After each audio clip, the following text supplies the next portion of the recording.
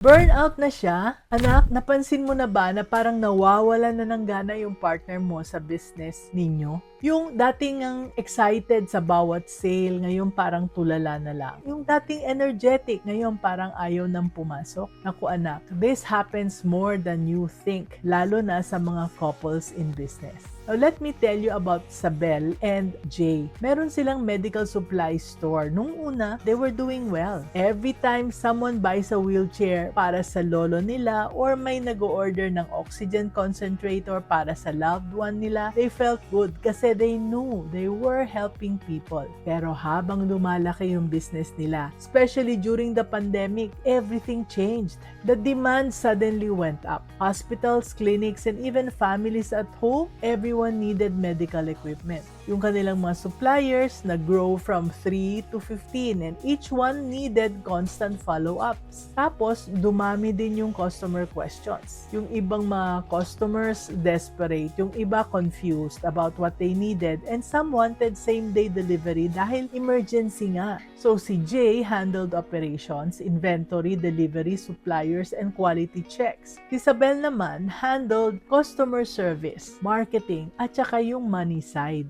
Nung una, kayang-kaya nila. Pero after a few months, the pressure kept building. Customers got angry because of delayed deliveries. Suppliers raised prices na walang ka-warning-warning. Yung ibang mga equipment nasira after delivery. So Jay had to fix things or arrange replacements by himself. Kaya one day, Sabel noticed something was wrong with Jay.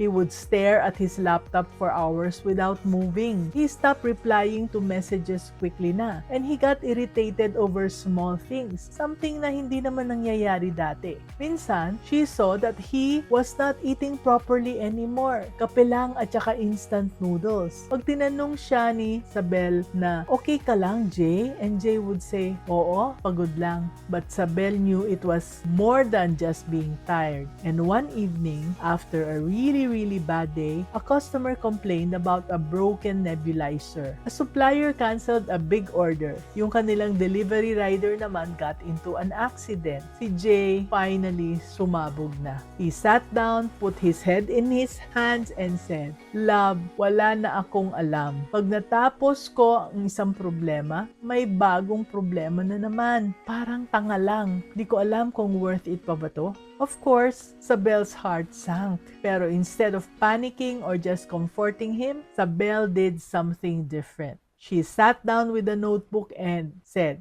"Sige, let's figure out ano ba talaga yung problema. Kasi feeling ko, hindi burnout lang yan. May something sa business mismo na hindi na gumagana." And that's when things started to change. So anak, are you going through something similar? Yan ang mga growing pains na hindi mo napapansin. So eto ang 5 business strategies na nakatulong kay Sabel at kay Jay at nakapag-save ng kanilang tindahan at kanilang sanity. Tip number 1, find the real bottleneck. When your partner is burnt out, it's easy to think stress lang yan or kailangan lang ng rest. But Sabel knew better. So tinanong niya si Jay, saan ka ba talaga nauubos? And Jay thought about it and said, lahat ng bagay dumadaan sa akin. Pag may tanong yung customer, ako. Pag may problema sa delivery, ako. Pag may issue sa supplier, ako rin. Walang iba na gumagawa ng desisyon kundi ako. So there it was. The real problem was not the workload. It was that Jay became the bottleneck. Every single decision had to go through him. And Sabel wrote it down in her notebook. Anak, when your partner is drowning, don't just tell them to swim faster. Find out what's pulling them under. And for Jay, it was clear. He was the single point of failure in their business. Everything stopped if he stopped. Walang backup, walang system, walang iba. Just Jay carrying everything on his shoulders. Tip number 2, audit what's actually draining energy. Sabel and Jay listed down all his tasks, not just operations, but the actual day-to-day things that he did. Answering customer questions about products, 30 messages a day minimum, coordinating with 15 different suppliers, checking inventory manually every morning, handling delivery schedules, quality checking every item before it goes out, responding to complaints, updating prices on their Facebook page, processing refunds. When they saw the full list, sabi ni Isabel, grabe, you're doing 8 people's jobs. And then they asked the important question, ano dito yung only you can do? Ano ang pwedeng gawin ng automation o kaya i-delegate? So they went through each task one by one. Customer questions that could be handled by a VA using a standard script. 15 suppliers, naku, napakarami. They could reduce that to just 5 reliable ones. Manual inventory, a simple spreadsheet system could handle that. Delivery schedules, yung rider nila could manage that himself. Quality checks, only Jay could do this properly because he knew the technical side. Facebook updates, Isabel could take over. Refunds, kaya din ni Isabel yan. Ang dami palang pwedeng i-let go. Anak, sometimes burnout is not about working harder. It's about working on the wrong things. Jay had been spending hours on tasks that did not need his expertise. Meanwhile, yung mga things naman that only he could do like quality control were getting rushed because he was just too exhausted. So tip number 3, restructure roles immediately.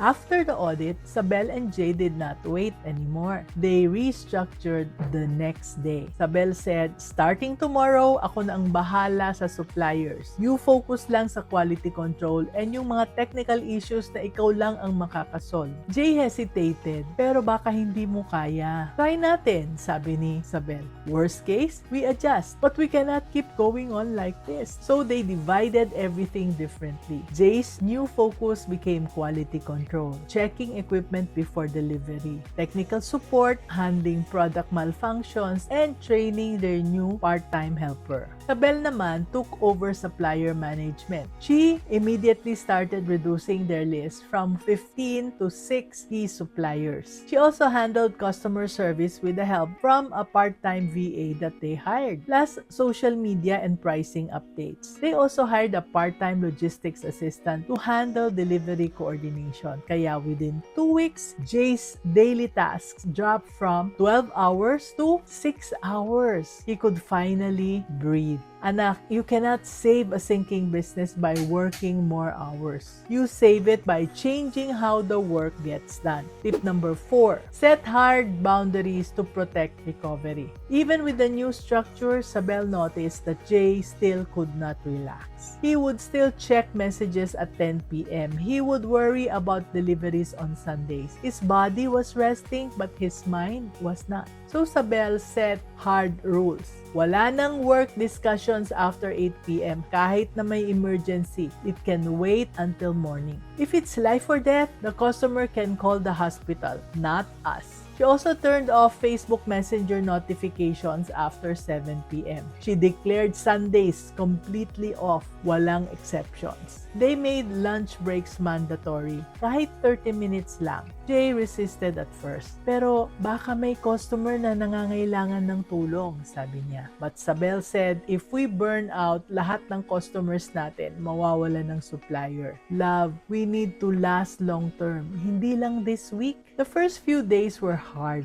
Jay kept reaching for his phone, but slowly, he started sleeping better. Yung kanyang headache, huminto na at umingiti na rin siya more. Those boundaries gave Jay space to actually recover. Anak, business growth, it's important. But if you destroy your health and your relationship to get there, ano pa bang matitira? So lastly, tip number 5, track recovery, not just revenue. Most businesses only track sales, but Isabel added new metrics. Nag-umpisa siya by asking Jay every week, how many hours did you work per day? How many nights did you sleep well? How many weekends did we actually rest? How stressed do you feel on a scale from 1 to 10? Every week, they would check progress. This week, you worked 8 hours a day instead of 12. Good. Next week, let's aim for 7. This week, you had 3 full nights of sleep, better than last week's isa lang. They celebrated these wins just as much as hitting sales targets. Because what's the point of a profitable business if the owner is miserable, right? Kaya after 3 months, everything looked different. Jay's daily work hours went from 12 to 14 hours down to 6 to 7 hours. Yung kanilang profit margin actually increased by 15% because they focused on 6 good suppliers instead of 15 unreliable ones. Customer complaints dropped because Sabel's VA could respond faster than the stressed out Jay ever could. They were spending 16,000 pesos a month on 2 part-time people but saved Jay's sanity at saka yung kanilang marriage. Most importantly, Jay stopped talking about closing the business na. Yeah, one day he told Sabel, alam mo, akala ko yung problema is ako, na hindi ko kaya. Pero hindi pala. Yung sistema pala natin, yun ang may problema. Salamat kasi you saw that. And that's a lesson, anak. When your partner wants to quit, it's not always because they're weak or tired. Sometimes the business structure itself is broken. Ang trabaho mo is not just to comfort them. Your job is to help them find the real problem and fix it together. So anak, if your partner feels like giving up on the business, don't just say, kaya mo yan. Instead, say, okay, let's figure it out what's actually broken and let's fix it. Strong businesses are not built on hard work alone. They're built on smart systems and healthy partners. That's how to be business-minded, Pinoy.